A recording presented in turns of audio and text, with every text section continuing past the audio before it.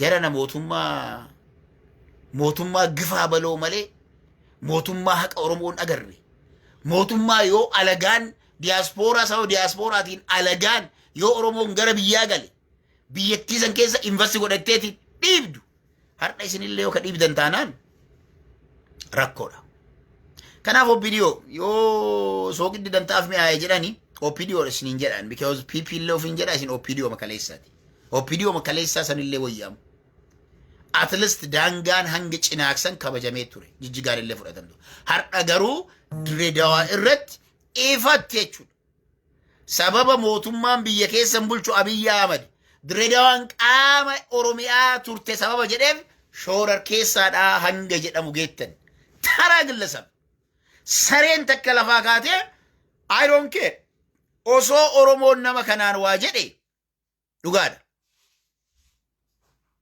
Osoo Oromoon nama kanaan waan jedhe dhugaadha. Garuu yeroo sabni tokko shanaffaa Oromoo hin taane mootummaa ma'ani Oromoo ofiin jedhuun shoorar keessaadhaa guyyaa jedhu maaltu isin yaafe kanaa ol? When the terrorists call you, you are a terrorist. Eessatti Oromoon terroristii kan ta'e beeku? Eessatti Oromoon shoorar keessaa kan ta'e beeku? I don't care waan fedhe haa ta'u. Miseensa Oromoon ergamtuu turte. Eenyuuf Miliinikiif illee goobana ergamaa ture. OPDO'n TPLF ergamaa turte. Har'a isin eenyuuf ergamtanii? Bicuun barsiisituu isinitti battu. Saba kana mataa gadi cabsitan. Magaalaa Dirreedawaa keessatti ifatti taa'anii yoo ejjennoo akkasii isinirratti baasani, where are you guys? Eessa Oromummaan isin odeessitan kun?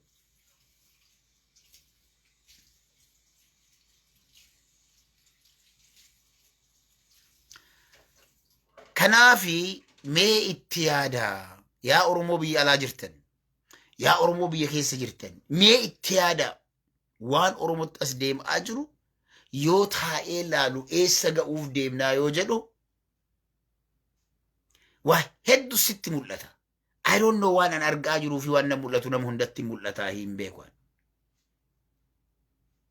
Dubbadhu bakka siyaasa Oromoo kana dhiisnee harka keessaa baafanna jennee turre. Haa deemtu. Tokkoffaa biyya kabajaa lammii diaaspooraa isiitiif hin qabne. Nama kaleessa waggaa 20 waggaa 5 hadhaa bahee lammii Ameerikaa waggaa 5 booda lammii Ameerikaa taanaan ati lammii biyya kanaatii miti badhasii biyya siin jettu. Afrikaa keessaa biyya miti addunyaa keessaa biyya akka Itoophiyaan jirtu. This has to be changed. This has to be changed. Amma namoonni akka Abbo Musaa fi Rabbi fayyaa isaa kennu har'a biyya galanii biyya keessa jiran kuni osoo Saudi Arabiyaan kalammummaa Saudi Arabiyaa keessaanii kennitu taate har'a Itoophiyaa galanii akka lammii Itoophiyaatti jiraachuu hin danda'anii beeka. Hin danda'ani. Carraan isaan argatan maali? Biyyuma ilmaan Oromoo hedduminaan hidha guurte Saudi Arabiyaa san keessatti biyyuma isaanuu biyya sanarraa isiif darbite san keessatti maal argatan? Lammummaa waan jijjiirachuu dhabaniif qofa kabajaadhaan akka lammii tokkootti biyya san keessa jiraataadhan. Kanaafi warri biyya keessa jirtanillee mootummaa kana gorsadha. Hammaattus jibbitus isa isin bulchaa jira waan ta'eef jechuudha. Faaruu qofa osoo hin taane qaawwa isaan qaban itti garsiisa. Dadhabnee jennaan irraa cadhisne nuti. Kanaafi dhimmi daangaalee Oromiyaa, dhimmi magaalaa Dirreedawaa sababa nuti jijjigaa falmachuu dinneef har'a Dirreedawaan ta'e nuun jedhan. Sababa nuti Baahar Daariin falmachuu dinneef Wallagga keenya jedhan. Sababa nuti Matakkaliin fudhachuu dadhabneefi har'a Wallaggaa miti lafti Tuulamaa ta'e nuun jedhan. Boru ganamoonni isin haafuun jiru. Akkuma Somaaleen gama naaf hawwite Sidaamni gama kaaniin hawwa. Guraageenis gama kaaniin hawwiti. Kana jara sararaa beeka. Gaambeellaan illee yookiin Suudaan illee gama dhiyaatiin lafa keenya hawwiti. Lafti hawwamu kamuu lafti barbaadamu kamuu lafuma Oromooti. Mee Oromoon lafa mana itti ijaaratu naannoo biraa keessaa lafa kamii qaba?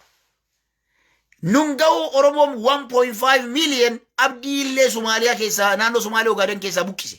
1.5 million jara keenya.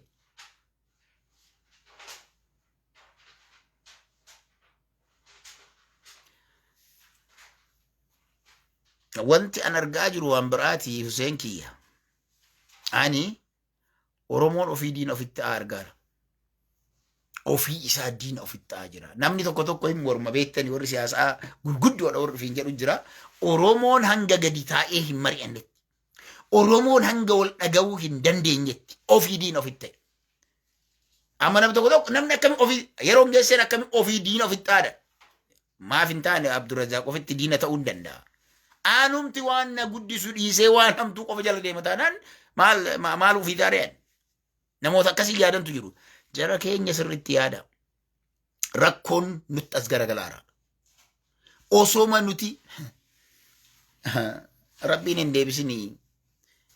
Tigreen har'a akka diinaatti mootummaan ilaalee asii achi TPLFin adda dhiibutuni guyyaa wal taate guyyaa jarrummaa wal taate saba waliin taani saba waliin taa'ee mari'achuu hin dandeenye bal'aa irra saba xiqqaa garee xiqqaa marii tokko qabu yaada tokko qabu wal dhageettii qabu wal jala yaa'u kaayyoo tokko qabutu irra jabaadha.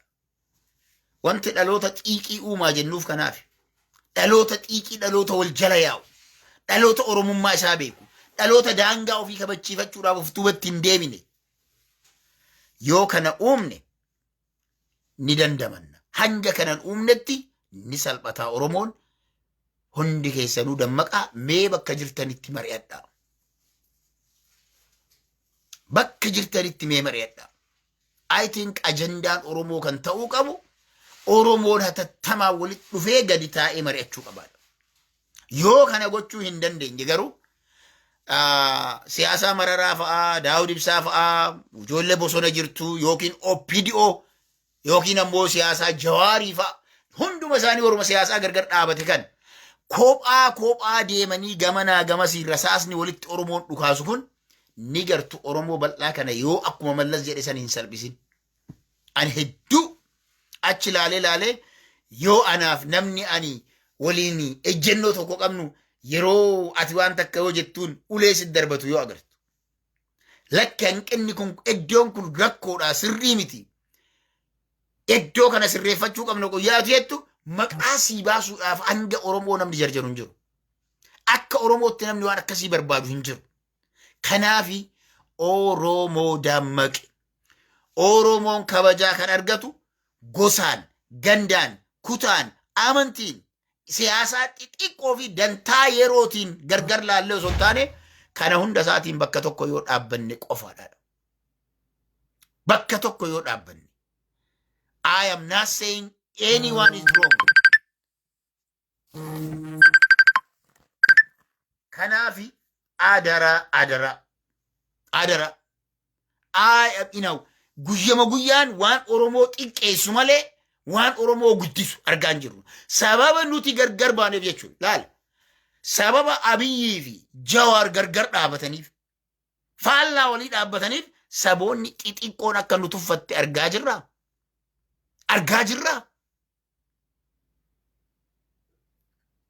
Mee hubadhaam amma sabnummaan Oromoo guyyaa tokko ol jedhe sababa waraana TPLF jalaa erga baanii booda Oromoo ol jedhee hin beekne how come Oromoon aanan fiduu malee magaalaa tana keessaa wanti isin qabdan hin jiru. Qoraan fiddanii gurgurachuu malee magaalaa tana keessaa wanti isin qabdan hin jiru. Guyyaa nuti gargar dhaabbannu laala hangas alagaan nu tuffatti. Anamma OPDO miti ka tuffatame. Biltsiginnaa miti ka tuffatame. Oromootu tuffatame. Anatu tuffatame situ tuffatame. Har'a yoo achi teenne laallu abba aangoo irra jiruu jetta. No, it comes to each of us. Osoo nuti waa hundaa obsinee garaa walii bal'annee waliin teennee kan mari'annu taate. Wallaahi diinni Oromoo waa jedhuunii miti karaa Oromoon baatee iyyuu hin bahu. Ofiif cabsaa jirra. Ofiif salphisaa jirra. Oromoo ofitti haa deebinu. Oromoo cubbullee inaa waan tokko gulaaltu waan hedduu gaafii hedduu namatti kaasa. Kanaafi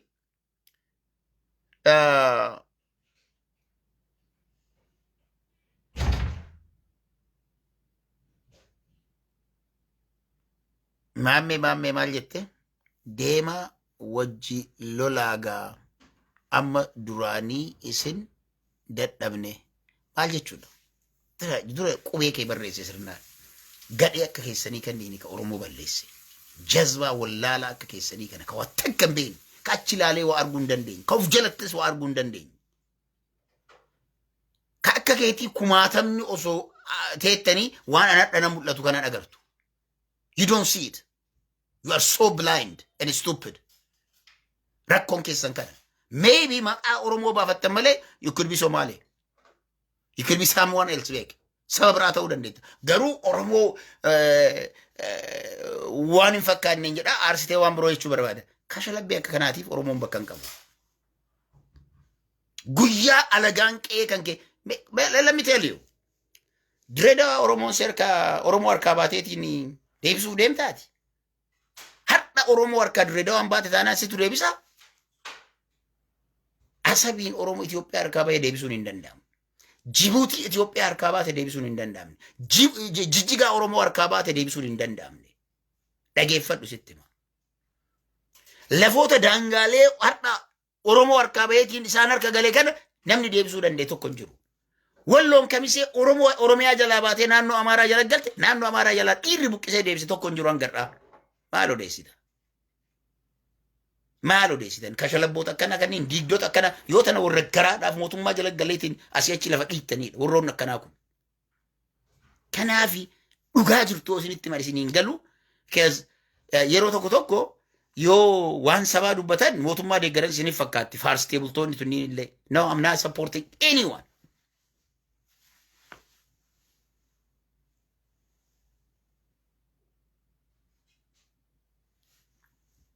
I'm not supporting anyone. Eenyuun jalan deemuun. Hatni Oromoodhaa garuu gamaa gamana guyyaa nuti dhaabbanne saba xixiqqoo fi durriyyee karaa irra deemtuttu saba kana tuffataadha. If you don't see that, isan qabdu jechuudha. Jaama jechuudha. Balla jechuudhaati. Wantummaan Dirreedawaa irratti jedhame. Wanti gurraa dhaamolee irratti ta'e. Wanti mooyyalee irratti godhame kun waasin barsiisu taanaani mana barumsaa miti yuunivarsiitii fedhanuu nurra ijaaran nuuf hin galu jechuudha. Sammuun kenna qulfii qaba jechuudha. Jarri maal gooti? Wal guuranii, wal tajaajilanii, maallaqa gamtaan biyyoota hundarraa guuranii hoteela magaalaalee kanneen irra bal'isanii ijaaru. Guyyaa hoteela ijaaranii qabeenyaan magaalaa sana to'atan magaalaan isaaniiti obboleessoo. That is how they control every city in Ethiopia. Gammoojjiilee hanga Nageellee Booranaa jedhaa magaalaalee gammoojjii keessa argaman hunda isaanii akkaataan isaan ittiin to'atan akkanatti. Garuu eessa fa'aa dhufa maallaqni isaanii? Maqdishoo irraa ni dhufa, Keeniyaa irraa ni dhufa, Jibuutii irraa ni dhaqa, Yemen irraa ni dhaqa, Awurooppaa irraa ni dhaqa. But when it comes to Oromos, unkwaan maallaqa kennaan gallee waa hojjechuu miti. Oromoon lammii biyyattii sana lammummaa biyya biraati fudhannaaniin Itoophiyaa keessa seenuun siif hin ayyamamu. You have to pay additional. Akka lammii biyyattii sanaatti tun lakkaa'amtu. Kan itti yaadi mootummichi kun. Itti yaadaa mootummaan kun. Yoo kana goone qofaadha. Yoo kana goone qofaadha. Salphina Oromootti dhufuudhaaf deemu kan abbammaan fedheeyyuu trust me lafti hadha Oromoo harkaa baatu nu harkaa bahuun salphaadha. Deeffachuun garuu ulfaataadha. I did not see Jijjigaa came back to Oromos. Liqiidhaaf ergifannaadhaan yeroodhaaf kenname jechuudha.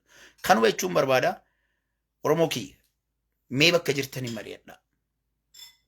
Mee bakkuma jirtanitti mari'adhaa. What is the best?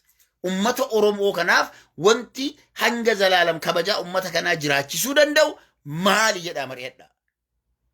If you have waan tokko tokko gadhiisnee dhugaa isinitti madhageeffadhaan yoo Oromootti kabajaa hin horata kan ta'u taate yoo salphina Oromootti as deemaa jiru kana hin hambisa kan jedhoo taate namoota mootummaa kana morman hunda isaanii jechuudha wali qabanii taa'ame salphinatu nutti as deemaa jira. Dhaabbadhaa takkaa isin beetaa badhaa mee wanti kunaa kabajamu jechuun ni danda'ama. Lakkisaa warri biyya aangoorra jirtan wanti isin godhaa jirtan sirrii miti. Oromoo salphisaa jirtanii osoo diyaaspooraa dhiibdan osoo warra bosona jirtu osoo dhiibdan osoo hayyoota isin waliin hojjechuudhaaf biyya kana galan osoo ofirraa dhiibdan biyyattii tana salphisaa jirtanii kan jedhame itti himuun ni danda'ama. Yoo san tabbaate ammoo uummanni ol ka'ee guyyaa takkatti ofirraa buusuus danda'a. A single day. Homaa gochuun hin danda'amu. Oromoon godina hunda keessaa osoo guyyaa takka ol ka'ee OPDO'n iyyitee dhabaattee xiyyaara guurattee akkuma Maadagaskaar akkuma biyyoota Western Afrikaa sana warri hadha aangoo irratti jettanii bocan kun warra hadha faarsee bulaan boru ganama gadhiisee aangoo biyyattii san keessaa ba'a. Garuu biyyi sun ummanni biyya sanaa garuu gara deemuu qabu. Hiyyeessi biyya sanaa bakka deemuu qabu. Qonnaan bulaan biyya sanaa bakka abbootiin keenya bakka deeman hin qaban. Isaaniif jecha let us sacrifice everything possible kan jedhudha yaanni kun. Ulfaadhaa galatooma jechuun barbaada. Nagannaa bulaa because wanti tuni yoo akkana akka cadhisnu taate dubbiin marii Oromoo jidduu gaggeeffamu kun dhiibbaa hin goonu taanaan wal qeequu qofa irratti xiyyeeffanna taanaan garana dhagaa qofa walitti darba Oromoo xiqqeessaa jiraadha. Galatooma yoo kan agartan isin wajjin mari'achuuf bareedaadha. Dinaa karaa bana yoo namni hanga taatan ilaalchi amma Abdurrazzaaq jedhe kun dhugaa of keessaa qabattanii dhugaa waan anannan mul'ate tan dogongora ta'uu danda'a. Yoo ka agartan taate Oromoon haa mari'atu. Lachi yoo matakkaayuu Oromoon tuffatamaan jiru Oromoon daran kabaja argataa jira. Bakka jirutti illee kan jetta yoo taate isinitti dhiise'an. Kan hubachuun barbaada. Ulfaadhaa galatooma halkan gaarii nuuf bulaa.